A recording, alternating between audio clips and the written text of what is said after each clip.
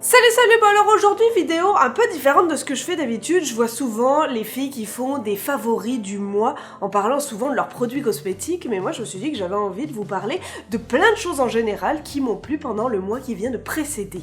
Donc aujourd'hui je vais vous parler de tous mes favoris du mois de mai. Ça va vraiment être des choses en tout genre, ça peut autant être un endroit, qu'un resto, qu'un livre, qu'autre chose, etc. Va y avoir un peu de tout. Et si on a l'impression que je parle un peu du nez, etc., c'est pas juste une idée, c'est parce que je viens de tomber malade. Voilà. Il fait beau, j'ai chopé un rhume. C'est ma vie. Alors en premier, c'est peut-être le truc qui va être le plus bizarre dans cette liste, autant le passer là tout de suite maintenant, comme ça on n'en parle plus. C'est ma passion pour le jus de pamplemousse. Voilà, c'est mon favori alimentairement parlant, je pense. Si vous me suivez sur Instagram, vous savez que depuis un peu plus d'un mois, j'essaye de faire attention à ce que je mange, je fais un peu un rééquilibrage alimentaire, je fais du sport, etc.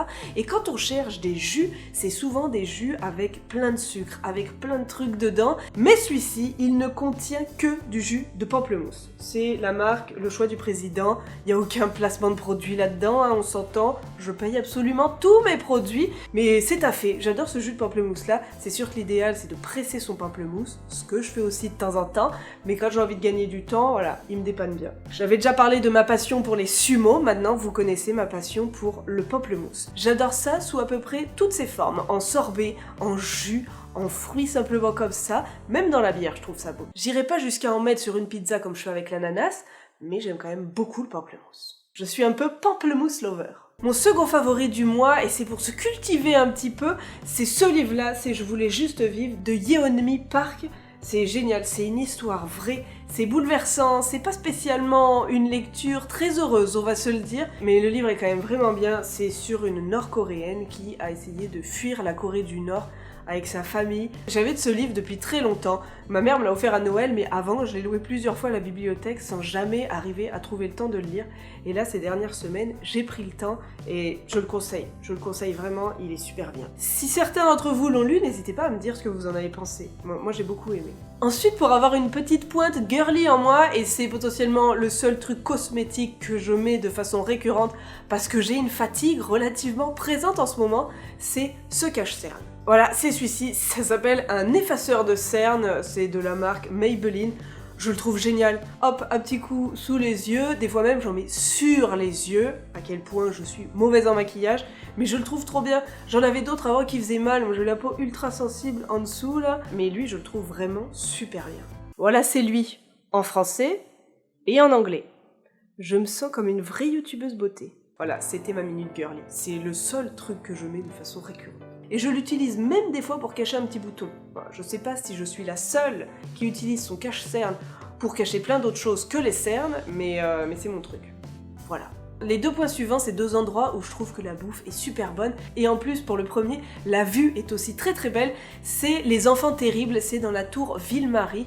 Il y a une vue fantastique là-haut. Au-dessus, il y a l'observatoire de la tour Ville-Marie. Là, faut payer pour y aller. Mais si on va manger aux Enfants Terribles, on a déjà une très très très belle vue. Ils offrent un rabais pour aller 2 étages au-dessus et aller à l'observatoire. Mais je trouve que ça vaut moyennement le coup. Même si on loupe un petit bout de la ville, je trouve ça pas bien grave parce que déjà en étant sur la terrasse des Enfants Terribles, il y a une vue qui est folle, qui est magnifique. On pourrait penser d'ailleurs que c'est super cher d'aller manger là-bas, mais pas vraiment. On peut y bruncher pour moins de 20$. Ce qui est quand même très raisonnable, surtout en ayant cette vue-là. Et le deuxième restaurant où j'ai adoré manger ce mois-ci, c'est le Terrano Barbecue, ou c'est Tejano Barbecue, je sais pas comment ils le disent eux. Moi je le dis Terrano Barbecue.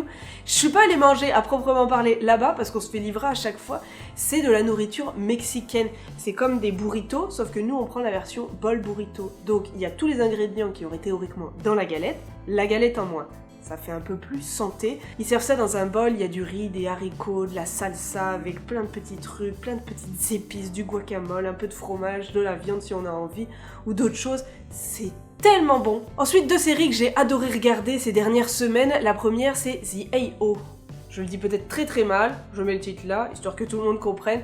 J'ai adoré cette série, le scénario est un peu fou. C'est une fille qui réapparaît 7 ans après avoir disparu. Quand elle avait disparu, elle était aveugle, et là elle réapparaît, elle a retrouvé la vue. Il se passe plein de choses, c'est un peu science-fiction, mais en même temps pas tant, parce que ça se passe comme dans une villa, mais il se passe des trucs un peu fous. J'ai adoré. Dès que je me suis mise là-dedans, j'ai beaucoup eu de mal à en sortir. Il fallait que je voie tout pour reprendre le cours de ma vie. Il y a des déjà 2 saisons. C'est moins frustrant que s'il y en avait seulement une, parce qu'en finissant la une, t'es là, ah, ok, t'as besoin de voir la suite. Même là, j'aurais besoin de voir encore la suite. Et autre série que j'ai découvert il y a maintenant 5 semaines, parce que ça y est, elle vient de finir, c'était seulement en 5 épisodes. Je la conseille à absolument tout le monde. Moi j'ai découvert ça, il y avait seulement 2 épisodes qui étaient encore sortis, personne n'en parlait trop, puis au fur et à mesure où les épisodes sont sortis, tout le monde s'est mis à en parler. Maintenant il qualifie cette série de meilleure série créée, elle a dépassé Breaking Bad, elle a dépassé Game of Thrones. C'est la série Tchernobyl, ça raconte tous les événements de Tchernobyl à partir du 26 avril 1986 jusqu'à 2 ans après. C'est une série historique, mais c'est ultra intéressant. Si vous êtes un peu curieux de savoir ce qui s'est passé, comment ça s'est passé, etc., il y a tellement eu de magouilles où ils ont essayé de cacher les faits pendant longtemps, alors qu'il aurait fallu le dire le plus tôt possible pour que les gens puissent réagir le plus tôt possible, que ça rend le tout fou. Et on a par moments du mal à se dire que c'est vraiment arrivé, que c'est des faits, que c'est pas simplement de la fiction. The A.O. c'était sur Netflix, alors que celle-ci c'est sur HBO, donc c'est un peu plus compliqué à trouver, mais si vous arrivez à la trouver, c'est génial. Elle est disponible en français, elle est disponible aussi en anglais sous-titré français, ou juste en anglais, c'est comme vous voulez, mais c'est ultra intéressant. Vraiment, foncez! Pendant le mois de mai, entre les signatures du livre, la préparation du déménagement, etc., j'ai passé beaucoup de temps chez moi, et j'ai donc écouté énormément de musique. C'est la playlist des années 90. J'avais l'impression de retourner 20 ans en arrière, j'ai tripé toute seule dans mon salon en chantant de vieilles chansons, j'adorais ça. Si voilà, vous êtes un peu nostalgique des années 90, allez chercher sur Spotify la playlist 90, c'est génial. Moi j'ai beaucoup rigolé à chanter un peu du Spice Girl et autres chansons qu'on n'entend plus vraiment. C'est un peu comme des classiques à mon oreille. Avant-dernier favori du mois de mai, et c'est même pas parce que Ben y bosse, d'ailleurs il finit de bosser ce soir là-bas, c'est la boulangerie Le Toledo. C'est sur l'avenue Mont-Royal, c'est super bon. Ils font plein de pains différents, etc.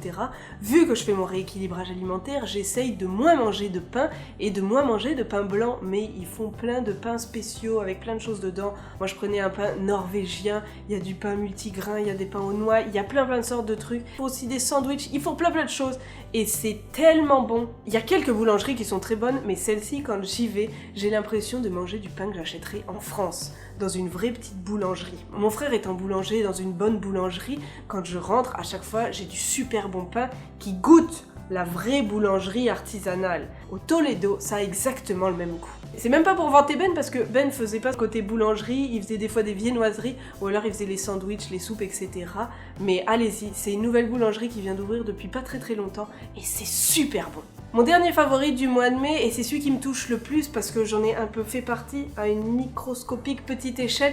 Si vous me suivez depuis l'année dernière, vous savez que j'ai fait partie d'une équipe de Balmol l'année dernière et que c'était les Princes. Et elles font énormément pour les femmes en règle générale. L'année dernière, on a fait un tournoi pour venir en aide à des femmes victimes de violences et en même temps, elles faisaient une cagnotte pour aller en Inde, à Calcutta, venir en aide à des jeunes filles. Et de tout ce voyage-là, en est ressorti un documentaire qui passe en ce moment sur TV5.